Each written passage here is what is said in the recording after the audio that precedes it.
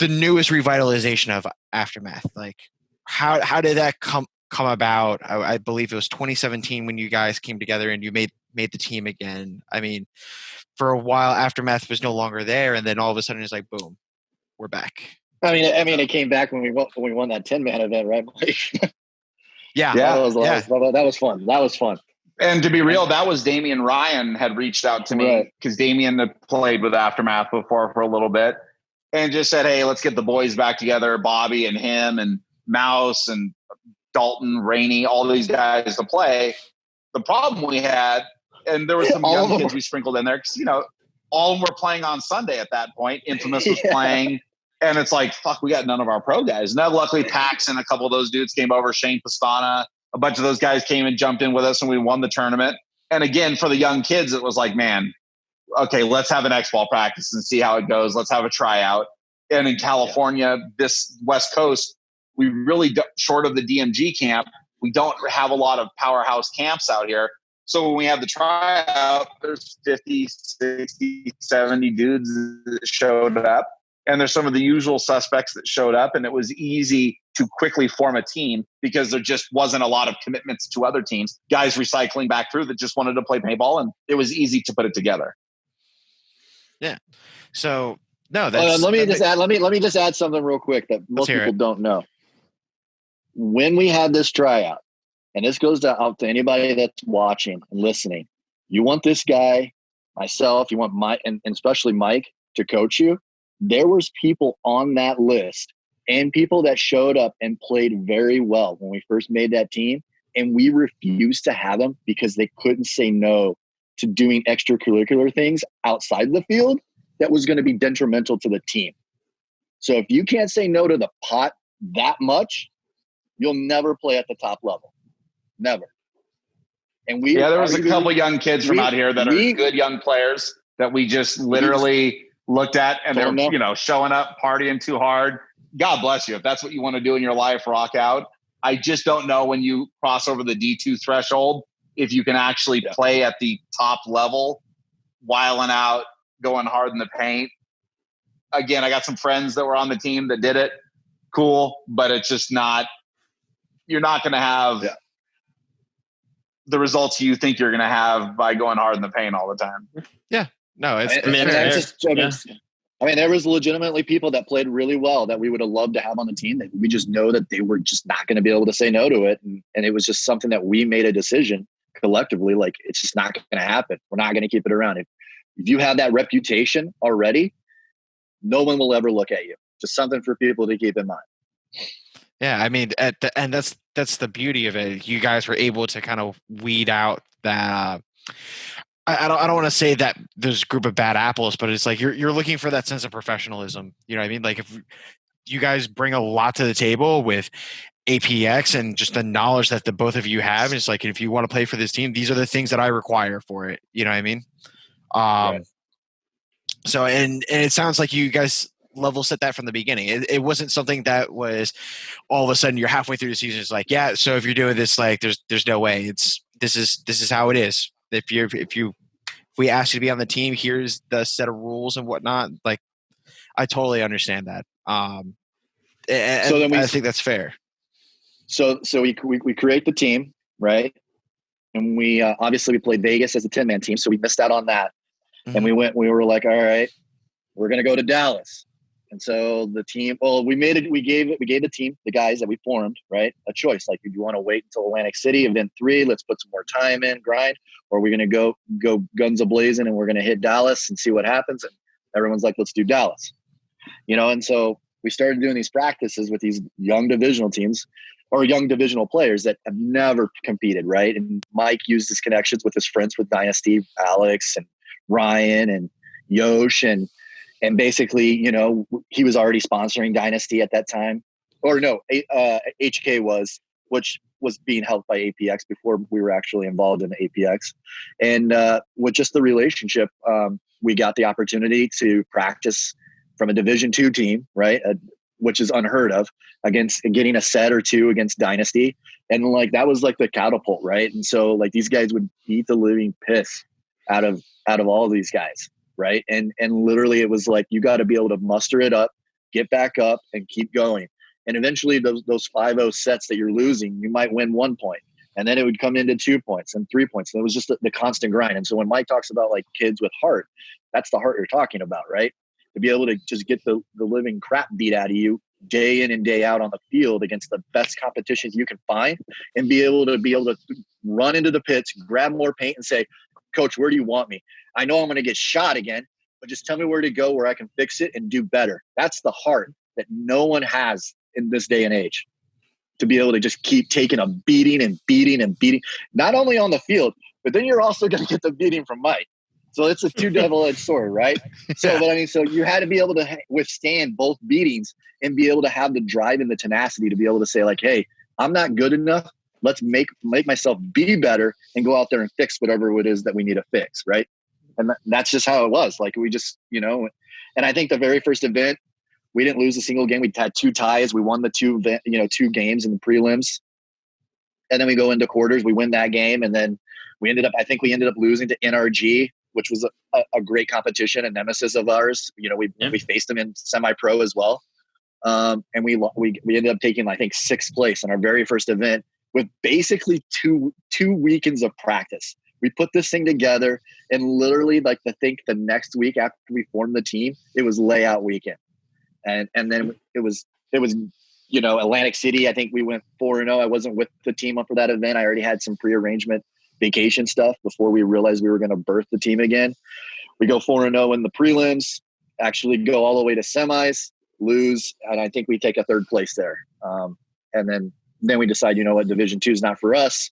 Let's go to semi-pro, and the rest was history. Well, and there was also, we had Mesa, Johnny, and I think about Chicago.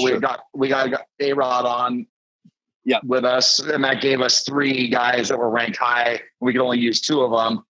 And I want to say at one point, Johnny sat out an event, and it was like, man, we're not going to win D2. Plus, even if you win the D2 championship, who cares? Nobody remembers who won 3 years ago, short of the team that won it. So it was like, if we're just going for the experience, it's time to step up. And the team did well. I mean, obviously, having Johnny, a.k.a. Crispy, Mesa, which has been around with me for a long time and is a competitor, and A-Rod was a great backbone of structure to start building the team. Yeah. Oh, yeah. And then and Johnny set out Atlantic City. He came with the team, but he just literally helped the guys. Because we had Arturo and we had stakes. So we're curious then, since we are on the topic of Aftermath right now, you guys always had packed sidelines. It didn't matter who you were playing, it was a packed sideline. There's really no semi-pro teams out there right now that are having that, minus a few high-profile matches, always old rivalry, stuff like that. But besides them, you guys just seem to be rivals with everybody. So why is it that no other semi-pro team can pull in the amount of viewership that you guys are pulling in, sometimes more than some pro teams? Yeah, I was about to say that. Like, I mean, some of if you look at bottom of the barrel pro teams, they're just there's. I mean, I think it comes down to, like, especially when we were making the run that we did, and we were fully committed, and we were putting it. And hats off to all of the guys after we finished World Cup in 2017 and we took a 3rd place, beat the living hell out of a lot of teams. And Aftershock semi-pro team, we played them in, I think, quarterfinals. It was 4-0 with like 12 minutes left to go in the game. And it's like, all right, well, we got the pieces here now. And then we went into the off season. We ended up, we lost to NYX in overtime, which was a thriller. And hats off to the NYX guys. They got us there, and they got us there. We should have been playing on that pro field for the finals, but we're nothing to take away in the semifinals matchup. It was a great matchup. We went down 0-3, battled back, closed it out, won the final point with basically no time left. Sent it to overtime. We basically were in control of that game. We shot 1 off the break, shot the Dorito side, and we had a mishap with the W, where A-Rod's in the 50 snake, getting ready to lay down a beating like that he's never done before. I saw that video. Our guy shot him in the head. And you know what? Like we learned from it, right? so both Mike and I, we were in the van after we left the field, pissed, right? Obviously. It was like, all right, so how are we going to make this thing better? Who are we going to go get to make this thing better? And we just started putting the pieces together going into the offseason, right? Obviously, Frank Antonomaso with the Bears reached out to Mike, and we knew what kind of, you know, player he was and capability from the Dorito side. You know, David from Barga out of Illinois, Chicago area. We knew what kind of player he was, dealing with, you know, playing with distortion guys, and we had a battle with them for our short time in semi-pro. Like, we weren't dumb about it. We knew exactly the players that we needed in order to compete, and if everyone was going to be able to buy into the system and buy into what Mike was going to, you know, teach them and come together, like, we could be a force to be reckoned with. And not only did we have great talent, right, and we put the pieces together, you know, going into the off season, I think at that point, you know, there was possibly a chance that we would tag team Mouse up with A-Rod, or get somebody else to go along with A-Rod. We struck out. It didn't work out, right? And so, but the feeling around the paintball community was that Mouse was coming, and so Dynasty goes and gets Arturo, which threw a little monkey wrench into our plan, right? Because he was our snake guy, and rightfully so. Like, he needed to have the opportunity to go play with Dynasty. You go and take it. And so, you know, but we formulated a plan. We formulated a team. Those guys never missed a practice, not once. Everybody showed up both weekends. We would go both weekends in California. The first weekend, every time, was a 3-day practice. These guys missed work. They all flew in. Flights weren't paid for. Mike took care of the entries. Mike took care of the paint. But these guys legitimately had the desire to travel across the country and play, and not just practice against anyone. We went and we practiced against the best in the world and learned everything we possibly could and get punished and learn from it. And these guys would all fly back and go straight to work. Frank would go back to work the Monday after. He would literally use my lounge access to shower, sleep on a plane, and go right to work as soon as he landed. That's the heart that a lot of people don't have, right? And a lot of people don't understand. And so then we started the show. We started, you know, we knew what we were capable of. And I think it goes to, you know, the preparation that Mike allowed the team to have. Like, we had basically endless amounts of paint to shoot.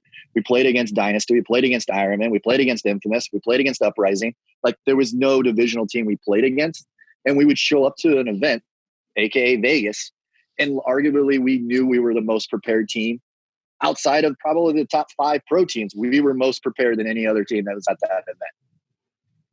And I think when you have the practice schedule that we had, and people obviously know, right, Mike's reputation, like, people always wanted, even when we were a Division II team, people wanted to know how we were going to play the layout. How are we going to do it? What were we going to do? What doesn't matter what division they are. And then we go into semi-pro and we're practicing against Ironman and X Factor. We practiced X Factor at the venue every event that year.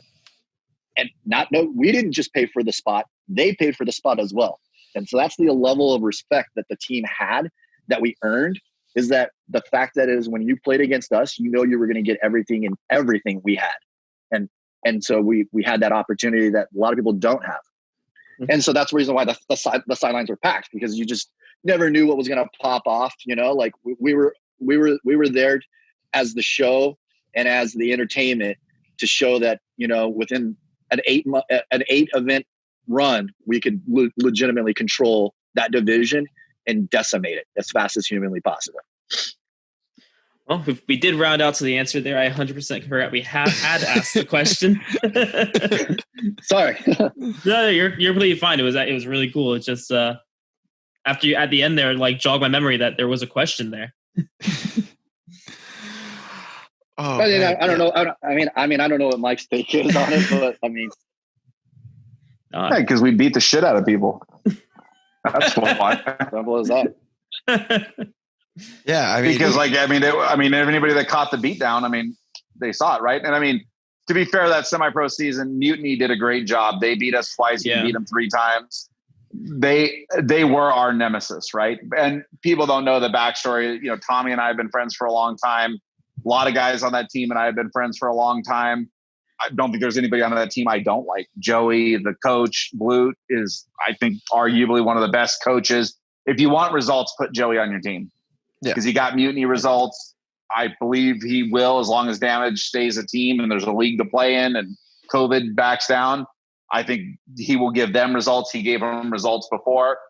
You know, we were Batman and the Joker, for lack of a better term, but whoever you want to put us and whoever you want to put them, it was just a good nemesis situation for us to constantly battle and go back. And there's other great teams in there, but it just felt like after we left, after Aftermath was gone the next season, there wasn't as much for people to get it up Play for as it was with us. I mean, like when we lost in Atlantic City to Blitz or whatever, fuck, I think they went to Disneyland after that.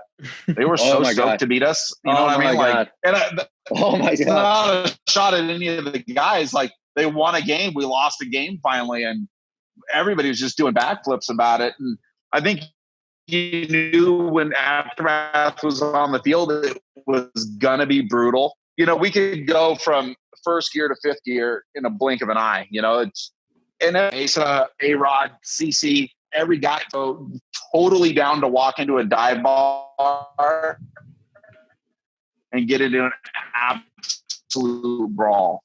You know, it's just the kind of guys they are. Like it could, you know, like the NYX guys. You see all this shit talk with them. With us, there wasn't any shit talk when we played them in semi-pro because there's a mutual respect. And I think the Aftermath guys had a ton of respect for the other team. But if you want to take it to that other level, I think all the Aftermath guys were down to take it to that other level, you know? So you could have a very slow, thought out, methodical game, or it could just be an absolute barrel to the head slugfest. Yeah. Yeah. And I mean, like, it was just entertaining, right? Like, there was times where Unger or CC, I think even A-Rod, where, you know, somebody was like, hey, I'm going to get an opportunity. They come in and they're head to toe covered in paint. I remember one point Unger's playing in the Doritos and comes out and he gets another 10 to 15 of them. And it's like, all right, you come in and the mentality of Aftermath was like, all right, that's how they want to play. Let's lock it in and let's go. We would be shooting them while they're going into the pit. Yeah. Game on. Yep. And literally we just had, when we stepped onto the field, we were friends with everyone off the field. But when you stepped onto the field, on our field, the one that we dominated, the one that we claimed, whether it was the pro field for finals, because that's where we spent most of our time, or in the divisional field, blowing through everybody in the prelims because we didn't lose a single prelim game. Literally, you stepped on our field, you had to get our respect because we were going to lay it on the line for you. Simple as that. It's very good answers. Yeah. I like that. I did want to touch up, not touch up, but I did want to say something. I just didn't want to cut y'all off about Mutiny. That year that you guys like neck and neck. I remember like at World Cup that it's like when you guys, I believe you guys That lost semifinals match. Yeah. I remember that like after that happened, I was like, if Mutiny wins this, they are still going to be behind like 2 points, which is what you guys. Oh, it was a fraction of a point, I think. Yeah, it was a fraction, but we knew the math going into the event, right? I mean, it's simple, 100 points divided by 22 spots or whatever it is. We knew the numbers. We needed to get third place, period. And we got it. And at that point, it didn't matter if they won the event. Yeah, it was really close. And I remember turning to my friend, I think it was Bryce, and I was just like, this, whatever happens now, like this is going to be extremely close. And it was, I said a fraction of the point. Crazy. Yeah, it was a fraction. And I think it's one of the times it's ever happened. And you know, to be honest, I literally, before an event, I would go through the semi-pro roster, like rosters, not the rosters, but the teams, and the teams that were not necessarily paid. I literally, for World Cup, because I knew the team count that we needed to have, I knew without a question we were going to be a top 3 team, without a doubt. There was no chance in hell we were not going to be a top 3 team. I literally made sure that I encouraged enough teams so that the point threshold was that as long as we got top 3, it was game over, done. I literally was like, hey, you know, just give them a little nudge. Like, hey, you know, you should probably sign up. You should probably get that entry taken care of. You know, like, remember entries coming up. I knew the numbers. I knew exactly the team count we needed for the threshold of points that we needed to have. Because each team you have less than that, the gap increases, right? So the more teams you have, the fraction of points between first and second place is negligible at best. And so I knew exactly what the teams that we had in place, if they won the whole thing and we didn't, and as long as we got third place, it was a wrap. That's awesome, man. That you crunched the numbers so hard like that. I wouldn't even have thought to do that, but that's fantastic. You know, and I mean, obviously, we knew the always math. knew, right? We knew the math, and in going in, like the fact that we've run so many events, 50 plus, we know how the schedules work. We know how the seating works. And like literally we would, before we know what the team counts or the team people were being there, we would literally have a pre-scout of every team a list of all the teams that we know that we needed to take a look at. And then, you know, this is a little intel for people that need to try to make your team a little bit better is, you know, when you're going into a tournament, whether it's a WC, a local event, an NXL, UPL, whatever, ECPL, whatever it is, like if you're going to spend the money, make sure you're willing to go and spend the time from the start to finish, whether your games are in the morning or at night. Put in the time all day long and watch all the teams, right? We arguably had an unfair advantage because we knew a lot of time what every team was going to do because we had a read on everyone.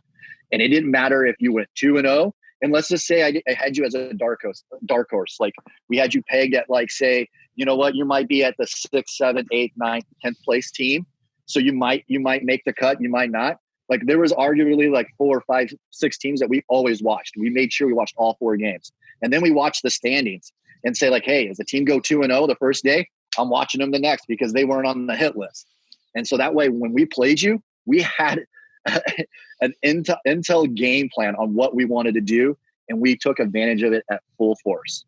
Right. Obviously we came with an entourage of people and support. Like obviously hats off to Mike. Like he helped allow us to bring the size of a group that we could. And arguably we had eyes on every single thing that we possibly could.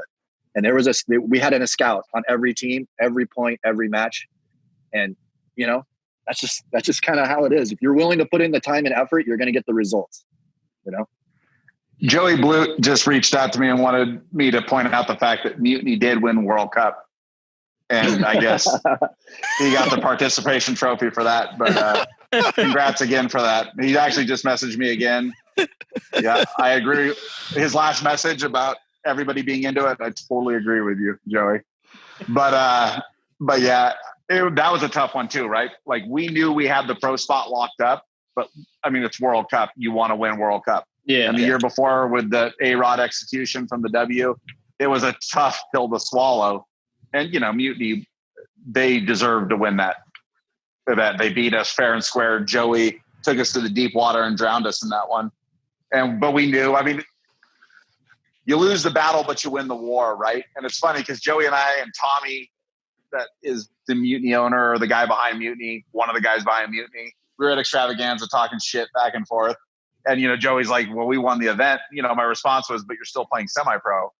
And Aftermath is now pro. So which do you take? And, you know, there's no wrong answer to it. Maybe you take winning World Cup. Maybe you take winning the championship.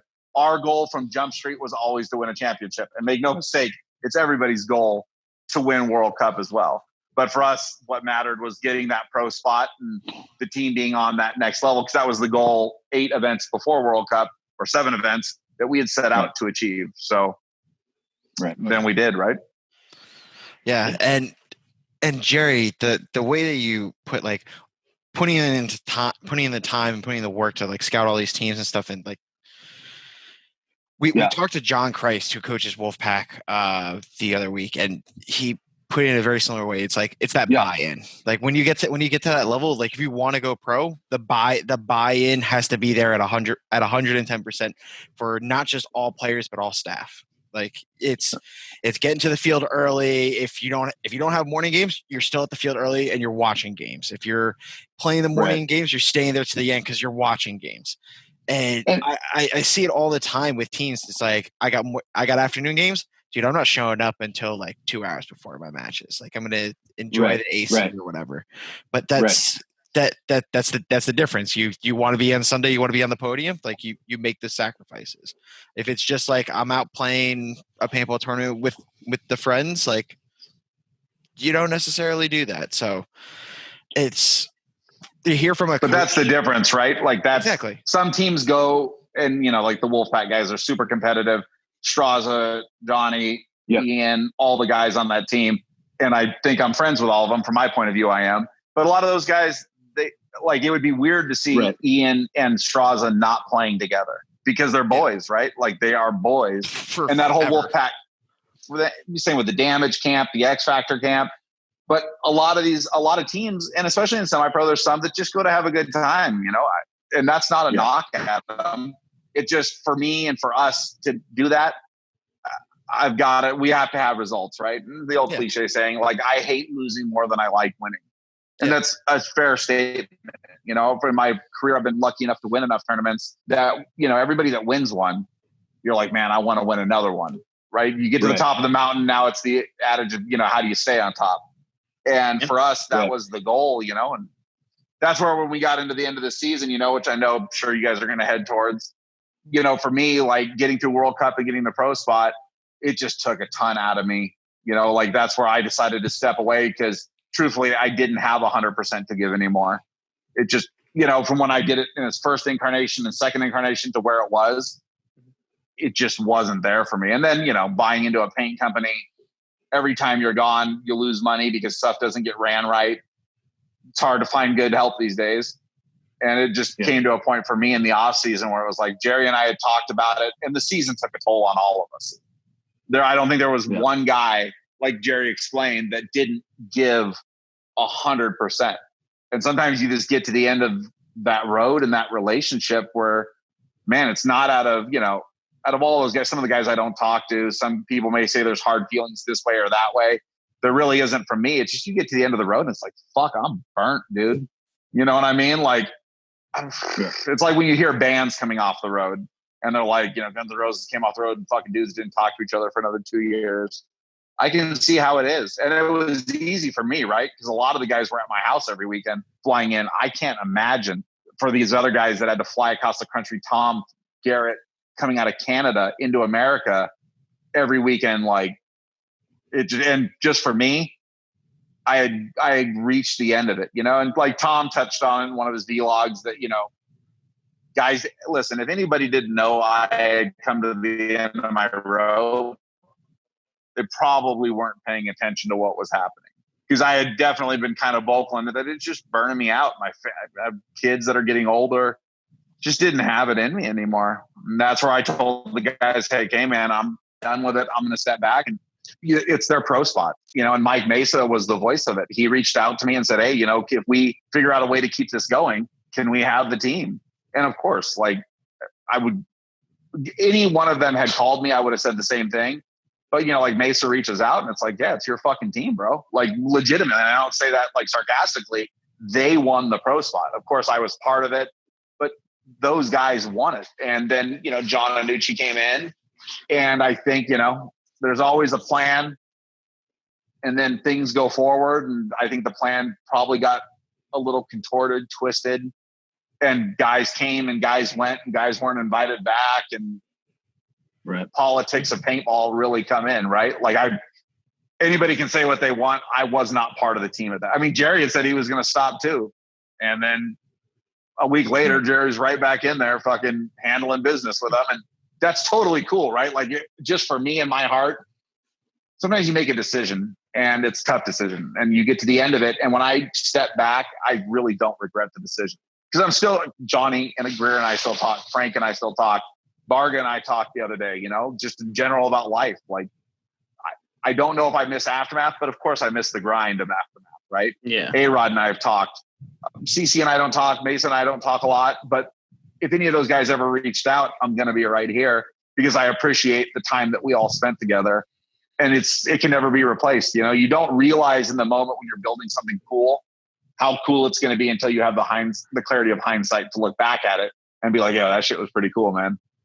So that's where we were. And, if the Aftermath guys hadn't kept it, I think logically the next move it's not our place, it would have been the NXL's place. We would have reached out to Mutiny and given them the spot because they, in the chronological order of things, would have been the next team that should have got the spot, but the Aftermath guys wanted to do it. And, again, for all the divisional guys out there, start a season with a team, finish the season with the same team.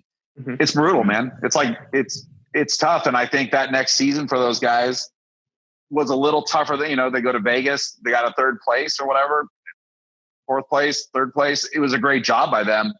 You set the bar pretty high, and then they took a pretty big tumble, and a lot of guys just couldn't stick with it and had enough of it. And John wanted to make some changes, and hindsight again, it's always 2020. Should we have done this? Should they have done that?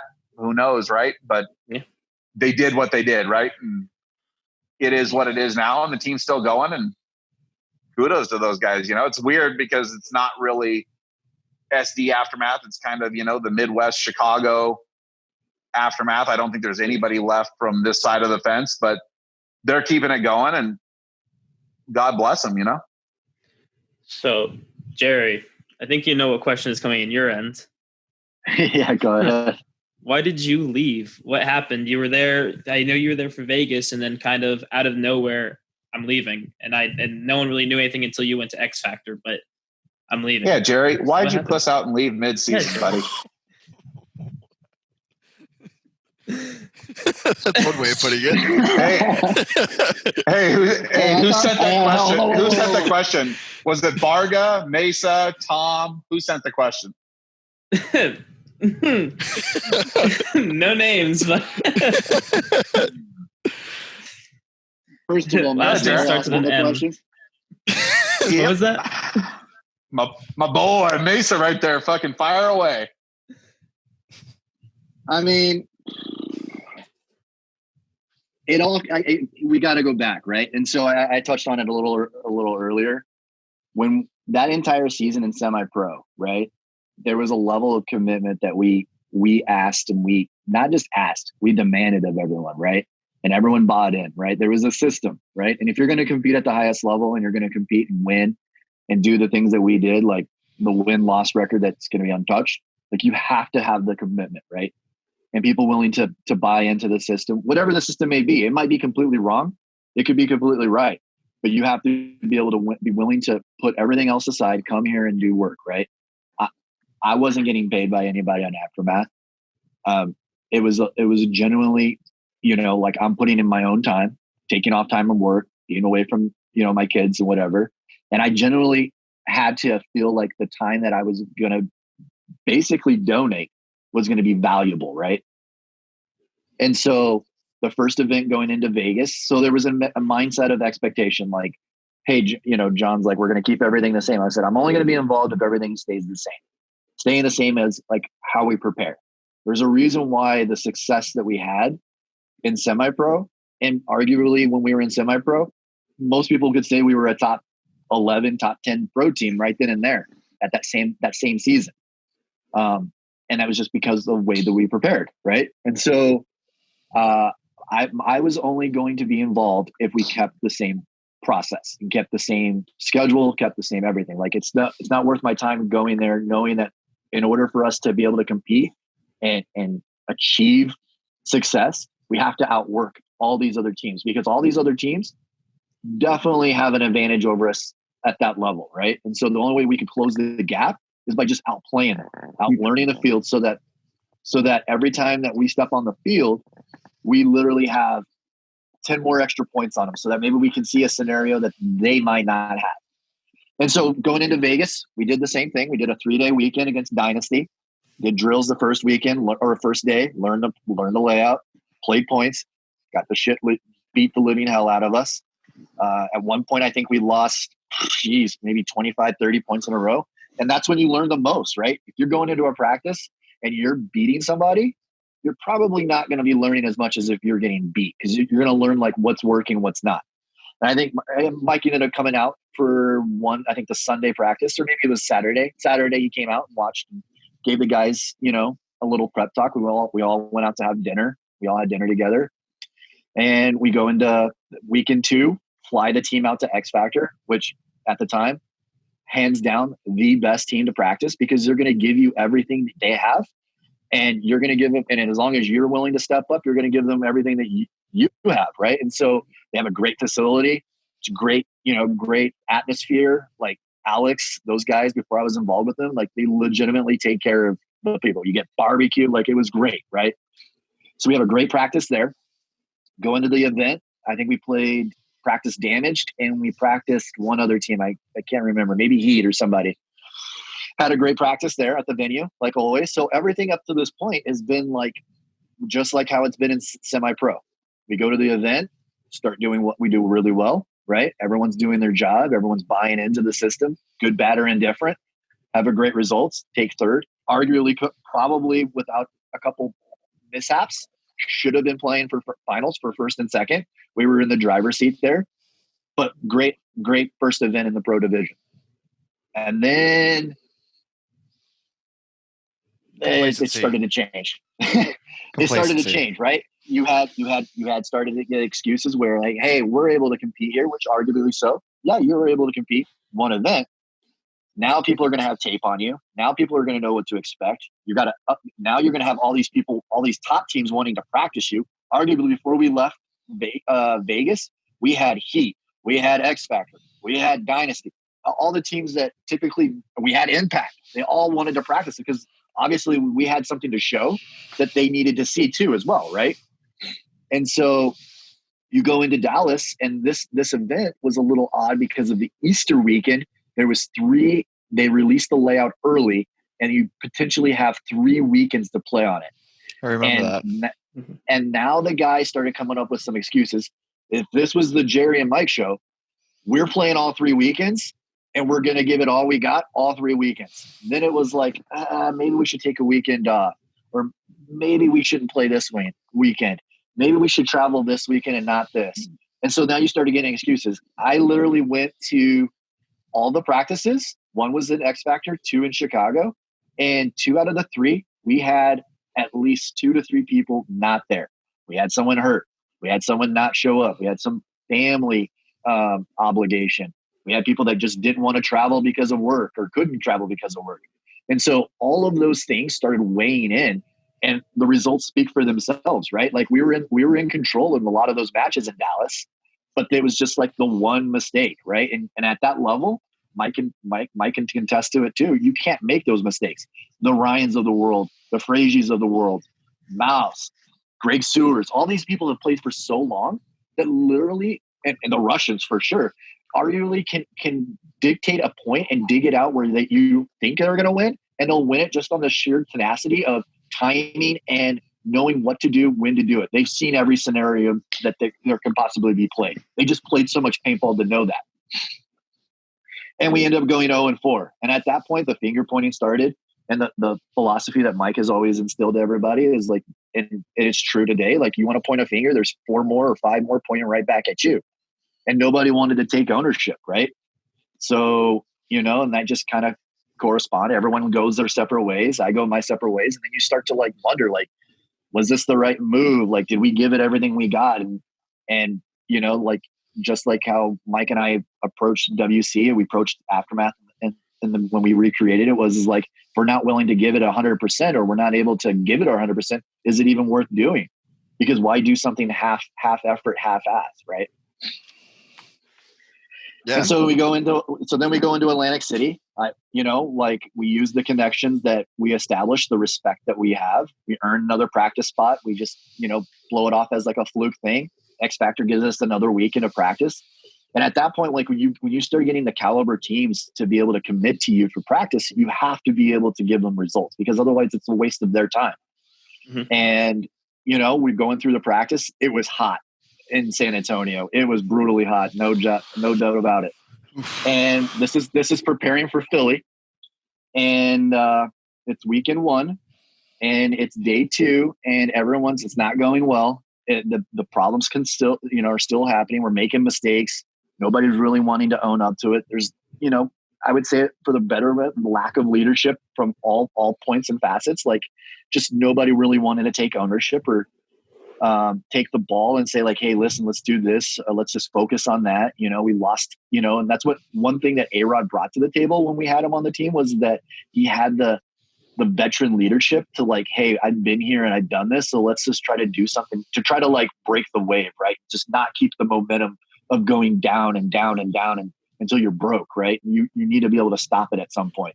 And he always did. I always felt that he always did a good job, whether it was we got a point back, we win a set, or just being a vocal person that says, hey, this is the perspective that we need to look at it, and then, change the demeanor right away. Because you could go really down far really quickly in a pro practice, very quickly.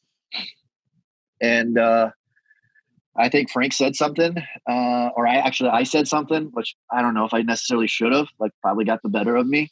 It was hot. I was stressed. I was definitely wishing I was on an airplane heading back home to Phoenix. Like, it was just brutal. And he said something back to me, and it just ticked me off. And I just threw the pod. I think I threw it at him full of paint. And I told him that, apparently I'm not needed here. And apparently I don't know what I'm doing. And apparently I don't know how to fill a pod either. And I chucked the whole pod at him. I literally went into the van and sat. And I sat for, 2.5 hours, sweating to death. Jerry, were you no sitting AC. or pouting? Were you sitting or pouting? I was actually. Were you? Okay. I fell asleep, and thank God, I probably would have dehydrated. I would have dehydrated, and I made the mistake of not grabbing a water before going in there. And I was like, I can't turn this AC on because like it would be a show of weakness. So I'm like, fuck, I'm just gonna muster it. You can't turn AC on. You can't go back and grab a water because you can't show your face. Gotta stand strong. I was like, I'm not leaving this van either because like it would just show weakness. So I just couldn't do it. And then finally John comes over and was like, are you quitting on the team? I'm like, no, let's just chalk it up as it's a bad weekend. Everyone's having a bad day. I'd rather just be left alone. I just want to get to the airport and get out of here. And we'll next weekend will be a different story. And at the time, this is just being honest. He's like, well, if you're just going to sit in the van, just leave. And I was like, you know what? That's the greatest idea you came up with today. I'm out. I called an Uber and I was heading to Phoenix or heading to the airport. Didn't necessarily, the plan was never to really like walk out or leave, but it was just, it came to a boiling point where it's just like, if you're doing all these things and, Mike can attest to it. I mean, he saw it, like, Mike always appreciated everything that I did while we were doing it together, but like some of the guys can be brutal, right? And you had to have thick skin. I grew a lot of thick skin from when we first started, but still, like, you have to have that appreciation. Like, like if I'm going to do these things and not be even paid for, like, you can't consider it a job. Like, you have to enjoy doing it, and I think Mike realized like he was burnt out and, he was able to like make the choice, like, hey, I'm going to step away because like, if you're not enjoying what you're doing, it's not worth doing, right? You're not going to be able to be fully invested. And at that point I wasn't invested anymore. Like, I literally felt the demeanor so bad that like, it's like, I'm just not appreciative here. And if I'm not appreciative here, why even be here? And so on my way out, the way the X Factor field is designed, like where we always, where they have the visitor team is on the far end of the pits and they're closest to like where their shop would be. And of course I had to walk past them in order to go. And they heard everything, they know. And all of them were like, hey, if you're leaving, come join. We're ready for you. We want you. And to be honest, like I got a text message from those guys before I even got into the Uber. Like, hey, if you're leaving that team, we want you. We know that you can bring some help. We're not gonna, we're not gonna shit on you. We're not gonna treat you bad. Like, arguably, you would be wanted here and needed, and we would use you and whatever. Just let us know. And it sat on me for a long time. Like, I didn't make a decision. I went to Philadelphia. I ended up going to Chicago for aftermath practice. I spent a little time with them. Didn't really engage a whole lot with them. I let them kind of do their own thing. I spent some time with some family that's out there, and then I came back. I already had my plane ticket for Philly, so I went to Philly. And I just scouted.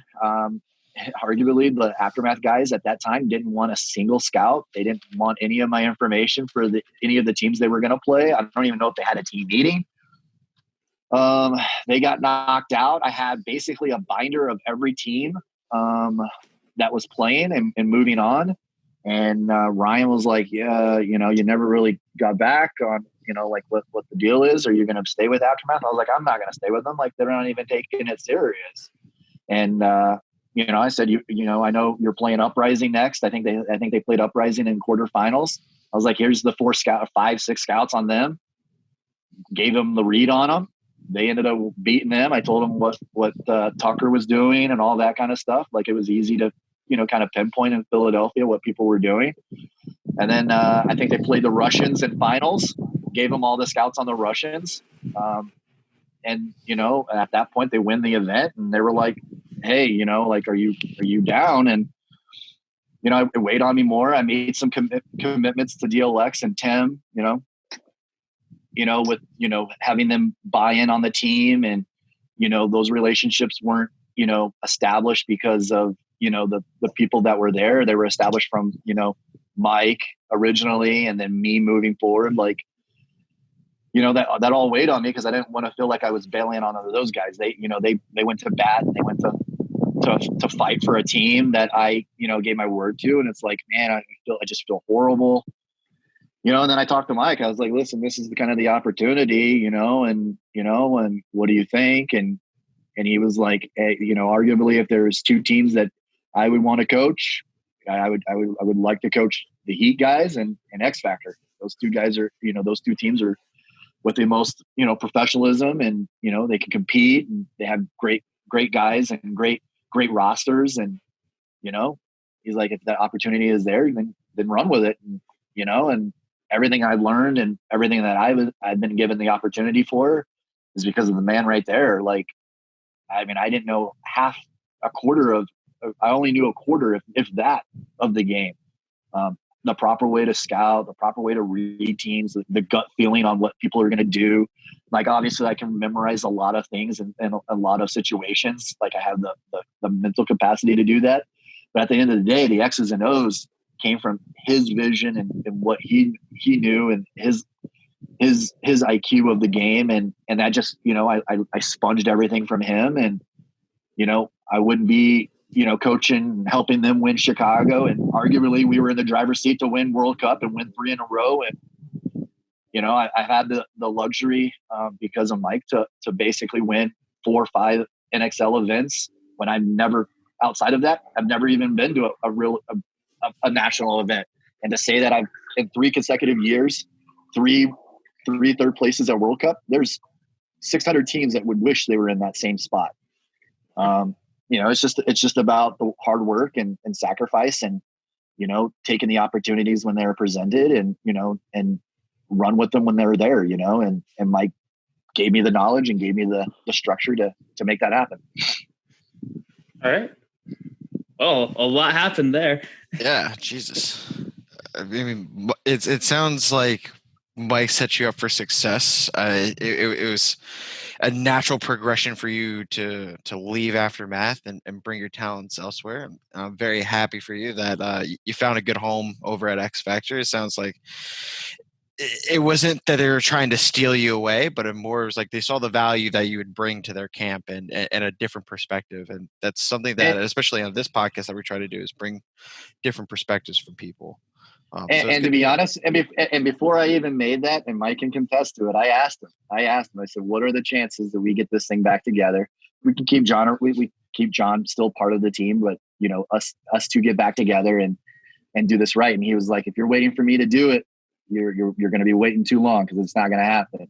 And at that point, it's like, all right, well, I'm not going to, there's no way for me to stick this out. Like, I would stick it out because he was going to come back, or we were going to get the band back together. We're going to do it our way. Like, there was only going to be one way that I could do it and be happy. And that would be to do it the way Mike and Jerry needed it to be done. And there's no disrespect with John. I start talking to him all the time. I respect him. I like him, he's family, per se, but when you get involved and you're away from the family and you're away from, your job, and you're doing something out of the love, like, you better be able to enjoy it and get everything out of it. And if I couldn't have control to the demeanor of the way that I thought it needed to be done, then it's not for me.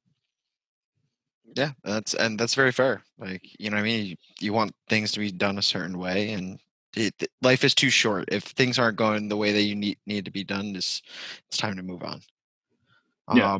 And speaking of moving on, I mean, you guys have dropped so much knowledge on WCPPL, Aftermath, and kind of how things played out.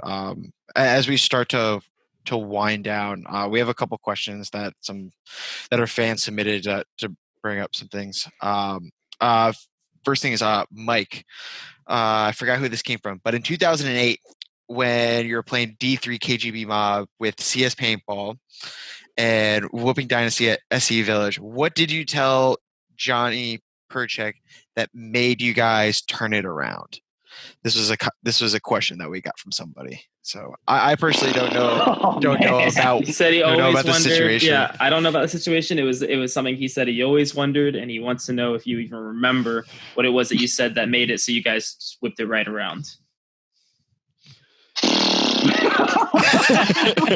We figured that'd be the answer, but the person asked, and we had to ask. Well, I can tell you right now, there wasn't much that I was telling Johnny Perchek. Because when I got onto Dynasty, I kept my mouth shut. Like I knew my place, and I was real low on that totem pole around them cards.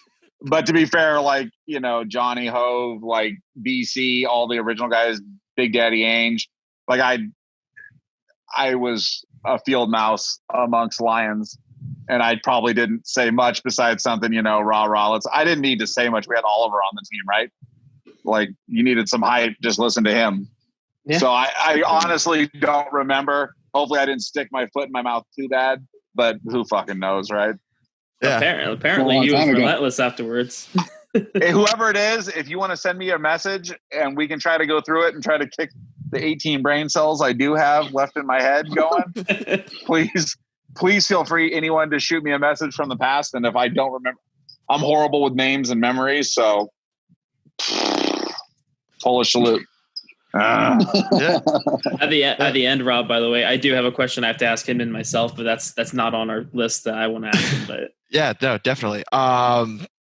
Next fan submitted question. In your mind, what was the one idea that had the biggest impact on tournament paintball, whether it's for the good or for the bad, that you think that it was like whoever brought this idea is like, boom, it changed tournament paintball for forever? That's a good question, right? I mean, obviously the invent of the electric gun definitely changed paintball. The airball bunker changed paintball. I don't know if it was all for the better in the short term. It was pretty cool. We've enjoyed the ride that we're on. But if you see the resurgence in the Met game and really looking at the demographic of who we're going after, a lot of, I'm 40 years old, pretty big dude, got some extra pounds around the midsection. I didn't get there by not being successful in the world, right? At some level financially, and building a format in a sport where we've driven these guys out that are bigger guys that can afford to play paintball probably wasn't the best idea. The electric gun, you could make an argument. I mean, the first time we all played paintball, who here shot an electric gun? Pretty sure none of us. Titman's, whatever your pump gun, whatever you started playing with, you didn't need to worry about having some super high-end gun. So we can make an argument that those things were probably the biggest. I mean, you could talk about TV and webcast and videos and all of that, paying players. That's had a huge impact on the sport. But ultimately, probably the transition away from hyperball and wood ball fields that are a ton of fun. I mean, I'd give anything to go back to Chicago and play the Badlands Zipper Field as it was back in the 10-man days. That was a ton of fun, the Mounds Fields in Philadelphia, all the different, my dad was a machinist at Dye when I was just a kid driving a water truck out in the riverbed in Las Vegas because Dave Youngblood wanted to keep the dust down around the 1/10 that the vendors were in. And my dad was driving up and down with a water truck pumping water on the road. I mean, that was a lot of fun back then. And where we're at now, it's fun, but it's not like it was back then. And all the OGs in the game that know what it was like back then, it's just a different field of the game. So I think step by step, we started heading to this place and we kind of lost our way along the way. That would be the best answer I could give, but fuck, there's probably a million other better answers you could give. Well, I think it's all personal. It's from perspective. I mean, I feel like Jerry can have something very different. So correct me if I'm wrong, please. Jerry, do you have anything? No, I mean, I think Mike hit it right. Like, I think the electric gun was a big step, but at the same time, I think where the resurgence of mech and everything, and like that's where it's really the game is, right? And like we see it all the time, and that's why we kind of make some of the bunker decisions that we do, and the shapes that we do, and the ideas that we do, like the layouts that we kind of we move towards, is because the game for for the short amount of time was about speed. Like, go get the fastest little kid you possibly can and get down the snake as fast as you can and shoot all 5 dudes, right? And let's be honest, that fast little kid isn't the one really necessarily showing out all the bucks, right? He's doing all the killing, but he's not really the one that can afford to play and play, and he needs someone dependent on it to pay for him. Like, it's the bigger, older guys. And so we as the entire sport and the industry have changed that demeanor. And I think it's moving back into the way where you have these bigger shapes and these more bunkers on the field or closer to the start gate or where they're able to get to, is because everyone should be able to play the game. You shouldn't have to be the most athletic person to be able to play and enjoy the game. In any facet, right? Whether it's Division 5 or Division 3 at WC or even Premier, like we have some big dudes and they'll handle business too. But we also are, we focus on that and we make sure that we put capable bunkers in different spots where everybody can make to. Like, there was times I remember a couple of years ago where, we do these blind layouts. Mike and I don't have the luxury of being able to see like what these things look like, right? We put them on a piece of paper, we scratch our head. Mike looks at it, he's like, man, yeah, it looks pretty good, but no, these bounce shots are going to be nuts here, and we change stuff. There's a lot of layouts that we do that are like, look amazing, right? And then you're like, we hope it's good. We hope. And then we set the field up the day or 2 days before the event, and you look around and you see a Grand Canyon's gap between like 3 bunkers, and you're like, it's a death trap. No one's going to get out of that bunker, and no one's going to make it out alive. And it's like, we don't know. And we stand there at the back of the field and look, and they're like, and he's like, there's no way I could make that. And I'm like, there's no way I can make that. Like, and we're expecting these players to make it. And so it's like, you got to make the fields and the format, capable of playing for everybody. I think that's where the game needs to get to. Okay. All right. Yeah. No, that's great. A little bit, I guess, starting to get into some funnier questions. Jerry, the people want to know how many pairs and varieties and variety of Crocs that you have. Mm-hmm. This is something that came up multiple times, by the way. This is not one person. This is across the board. I haven't seen Jerry wear Crocs in over a year, by the way. And he used to have a pair sitting in my garage at my house. Jerry, why are you hiding the Crocs? This is true. I have like 2 pair, to be honest. Is that did you downsize or? So here's the deal. I used to wear them a lot, right? And I used to wear them even at WCs and at Camp Pendleton. It's not that pleasant, right? In order to get up there to help with the scoreboards or fix a laptop, you got to climb 2 sets of ladders. There's like pea gravel, like rocks everywhere and ruts, and there's a lot of walking, especially when you start running 3. Like, we started running 3 fields. It's even more walking from point A to point B to point C and back to registration. And by the time the event's over, like my legs were brutal, like beaten to bloody death. And it's like, I can't do this anymore.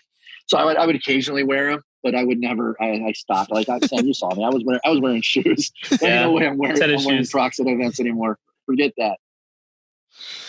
Okay. And last funny question before going to Sam's question, and then the final question of the podcast is, Andy Hahn wants to know when the one-on-one is happening. I know you told me it's a trash question, but I gotta ask it.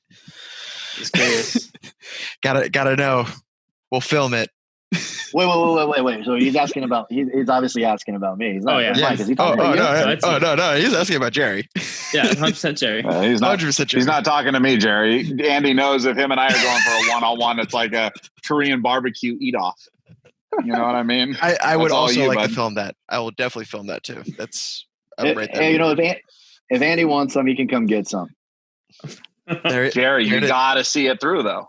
Yeah, I heard that this is going back like 2018 Cup. Like now, let's just rephrase. I mean, John was popping off before I left Aftermath. He was popping off, and he challenged me to a one-on-one. I shot John.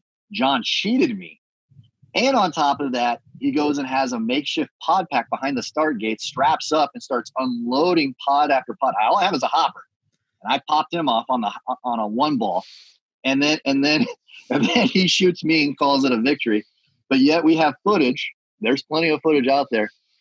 He got shot pretty close off the break, right on the hopper. You haven't heard it from me first. I mean, some would say that in paintball, if you're not cheating, you're not trying. That's true. and Andy's in the comments right now saying to make a date. So I think you're gonna have to private message him and figure this out. We'll set something up, Andy. Don't worry. Fantastic. Andy's my boy. Hey, shout out to Andy because shout out to Andy. Last season we were with Aftermath. Andy showed up and showed out and was always a trooper for the team and has been bleeding black and red from day one that he's been with the team. Got nothing but love for Andy. Yeah, Andy came with Frank Antomamaso. He's from New York, and he would always help the Bears out. And he also had some like lower divisional teams that he would help coach. And when Frank came over, Andy jumped on and was like, "Hey, I want to learn from Mike." And we'd teach him stuff that he would pass on to his LV wrecking crew out of High Vibe. Yeah, I'm from New Jersey, so I know all those guys. And and he came to every event, like hats off, like he paid his own travel. Like we would put him up in a hotel with the team and he legitimately ran the pits for us. Like, I mean, part of the success of the event, right, from player A all the way down to pit staff B, right? And obviously we had a plethora of media people, Sam, all you guys would constantly, do photos and film us on all the events that we were doing. I mean, hats off to him. Like he came to every event. He mustered it. He did a lot. He did everything we could, grab the paint tickets, grab paint from the truck. Hats off. Andy's the boy. Yeah. He's good people. He's very good people. And he's going to dunk on you, Jerry. Yeah, he's definitely gonna dunk on you. I can't wait to see it. But I think Sam's got a question before we have. I had a question for Mike. This is not one that's not on the books. I just thought about it because we were talking about Aftermath. Remember that World Cup? I think it was 2019 or 2018. When you were doing the 10-man, like anybody can play for Aftermath. 2018. Yep. 2018? Yep. All right. Feel free to tell me if it was because I was a shitter. I messaged you. You asked for my APPA. I told you my APPA, and you ignored me after that. Was it? Okay.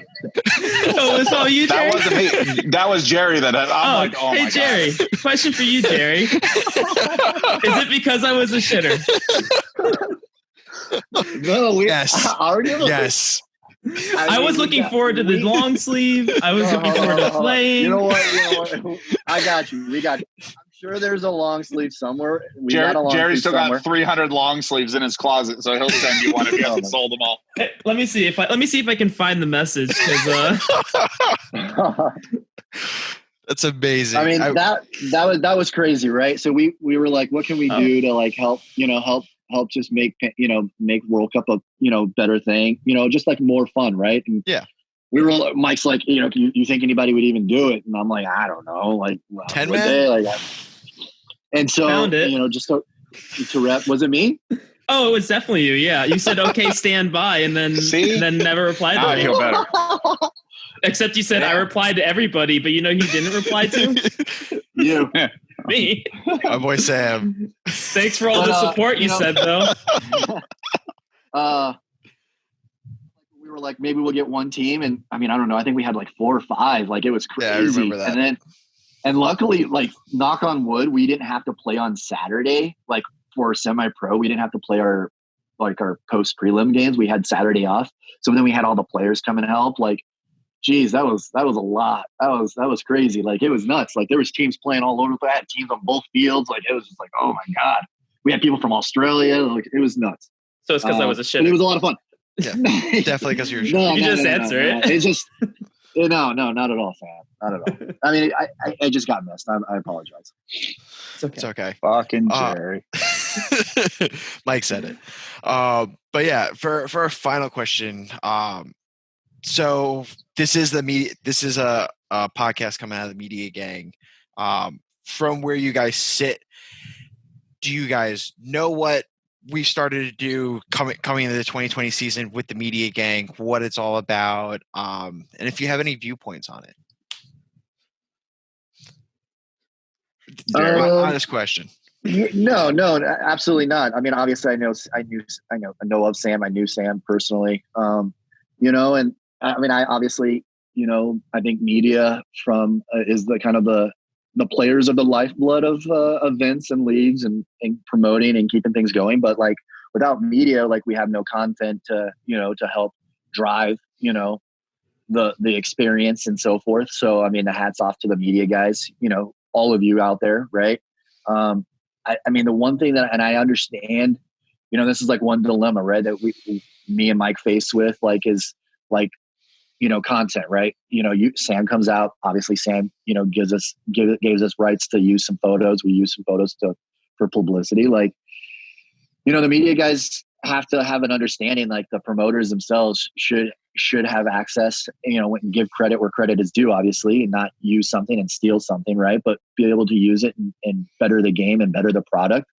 And the more media guys we have out there taking the shots and doing videos and stuff, just helps make it better, right? Right, wrong, or indifferent. Like, it's always improving the product. We're able to have you guys, the media guys out there, to, promote what's going on and promote the sport and promote paintball. Like, we wouldn't be where it is today. So hats off to you guys. I just say for the media guys that don't necessarily let event promoters use some stuff, or event guys or people in general use some of their stuff to help advertise. Like, I know obviously you need to get paid for the things that you're doing, but at the same time, you're coming to an event getting paid for those same photos. So, there could be an equal balance there. So I think that it's a two-way street with that, right? Like, from our point of view, the media is crucial, right? Because the sport, there's no money floating around. You guys are doing it out of the love of the game. So, it's a little different in the WCPL because we don't charge any of our media to be there. We're not hitting them over the head for some kind of a media fee or blocking who can be where. But to be fair about it, like, Stretch and I got into it years back, and it was, spearheaded by me because I had used some of Stretch's photos without giving him credit. And it wasn't that I didn't want to give Stretch credit, because Stretch has been in this game for a long time. And I completely was oblivious to the media guy's point of view that, hey, man, shout out to 1904, shout out to Stretch. I mean, the guy had an Aftermath headband on, and I'm over there beefing on him because it's like, man, he's flaming me about not giving him credit. And at the point, I just didn't realize that, from the league's point of view, we need to give these guys credit. But also, any media guys that send us a flyer, hey, hire this photographer or this media guy, we've always done our best from a league point of view to try to promote the media guys and get them their due credit, and hopefully help defray their cost of being out there by being able to sell the pictures and the videos and the stuff that they're doing. Because, it's a tough one for the media guys. So from my point of view, we appreciate everything, all the media guys, and you guys all need to work together to, like you're doing with the media gang, to be able to promote it and keep it in a positive light and get the word out there. Because unfortunately, a lot of media guys do get their images. Again, if we're using it for personal profit gain, and somehow Jerry and Mike are making money off of your photos or Stretch's photos, 100% we need to kick down. But on the other side of it, if we're just, a picture gets used for a flyer or something like that, yeah, we need to stick, 1904 or whoever it is in there. But, I think there needs to be some give and take on that, because if we're making $100,000 off an event or $50,000 off an event or making six figures ourselves, then I agree we should be paying those guys. When we're over here on the nonprofit point of view, it's just tough to pay $100 or $200 or whatever, some nominal fee for a photo when we're trying to all work together. Yeah. So I think it's different from league to league. If you guys are paying or for a media pass or some shit like that, then yeah, somebody should be paying back. Yeah. No. Yeah. No. That's, I mean, you guys definitely see both sides, and it is really refreshing to know that, especially from a league owner perspective, that you guys see both sides. Because at least on the East Coast, I've definitely seen some leagues like you have to buy a media pass. Like, a media pass for an event is like more expensive than an NXL event, which blows my mind. And then you have to have like a professional site and letters of recommendation. Is like, whoa. You're some local regional league. Why are you asking me for an arm and a leg?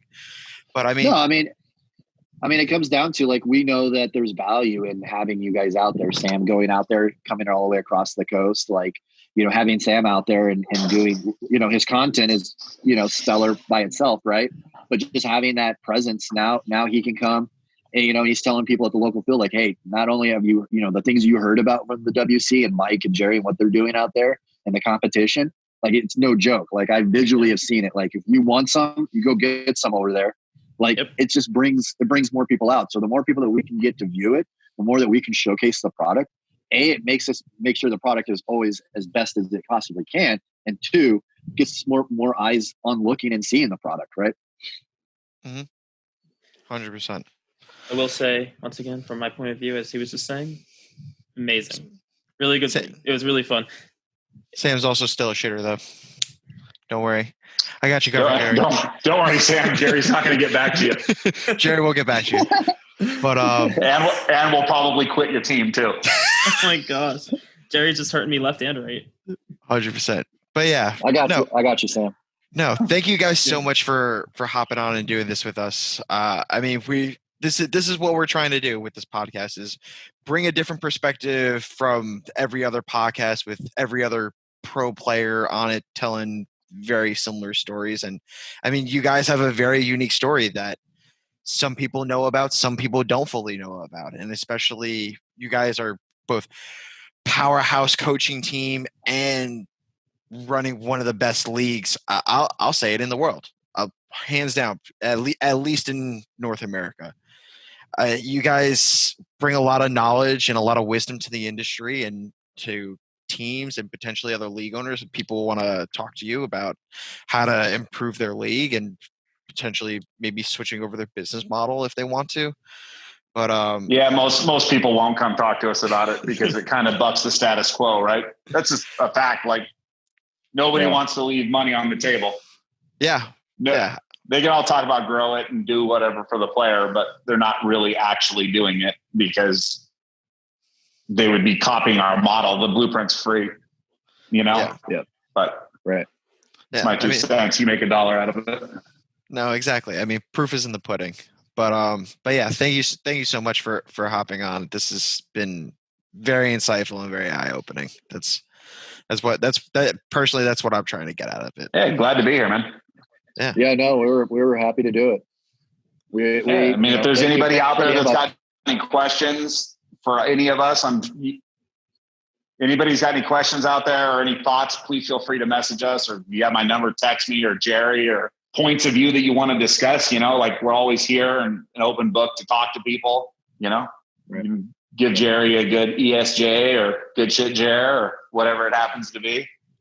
Shout out to George. He just sent me a message. George, shout out. Oh yeah. I hope everybody out there stays safe through this crazy time that we're living in, and hopefully we get back to World Cup and seeing each other at paintball tournaments and talking shit and swallowing spit and going on with life and just enjoying life. Like it'd be nice to get back to some semblance of normalcy and getting back to seeing everybody. But in the meantime, everybody stay safe and keep on keeping on. 100%. So that I'll say it. That concludes this episode of Stories from the Sidelines. Mike Hinman, Jerry Van Cleve, you guys have been absolutely amazing. Answered all our questions way more thoroughly than I thought was going to happen. But yeah, I mean, the only thing that I guess I'm going to ask after this is like, I need an APX shirt. Send me your PayPal, dude. We got a bunch getting made right now, and when we get one, send me your address. I'll shoot you one out. Perfect. Amazing. All these shirts that you see, my lady ends up making these at the mall for me because we haven't had shirts made, and all the ones we do have aren't like man size; they're like extra medium. So they don't have grown folk size. So, but I will get you some. We'll have all the way up to 5X done for the big boys. Much appreciated. But yeah, I think we could cut the stream and we could cut the recording. Thank you. Right on, guys. You guys have a good night. You too. As well. Thanks, guys. Later, brothers. Thank you. Bye.